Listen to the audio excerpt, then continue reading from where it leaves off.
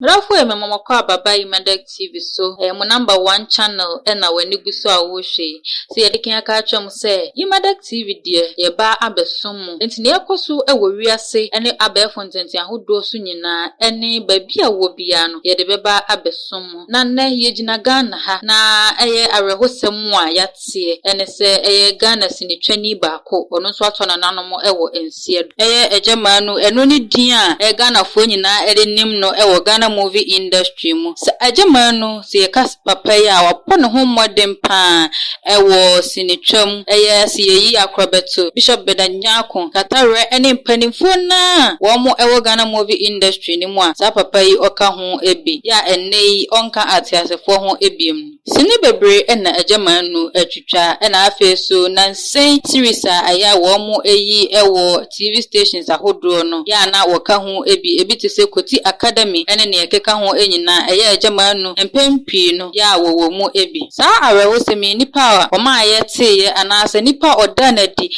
ma aye nyina ye hu se arewo sem sei na ato Ghana ene Ghana movie industry ene abrobe ya ono nso eka Ghana movie industry no ehu ono nso Ghana sinitwani na one eye My News Ghana etwetwe enkomo na enum na wo bepa mu akase eye ajamanu yare eye enakakrani na eno na ama no atona nanom ewo ensiedo no ajamanu etona nanom ewo ensiedo June bosome ne da etoso edunum ewo afimpinu ni eduonu baako ya mu enum na ajamanu etona nanom ewo ensiedo na chesa arehosem a ato Ghana nyina ene Ghana movie industry enno se ajamanu ya ye hu ne se ne ho odin na okoba ewo sinimu na chesa o manipa ene gie no enne honka atiasefo ho ebiem obia entimi mbisa obi anase yentimi embisa nyame every sempani focus mbisa yinyina yediowo ka enti no obreso a eyeden a obetua ne ka anase obefiri mu akọ ayare hosem nanso yema abusua hyeden yeni gusu adi ensemi achi ne ebesi wa atwe bia no yebaba maso ate yedamase emammo ene hye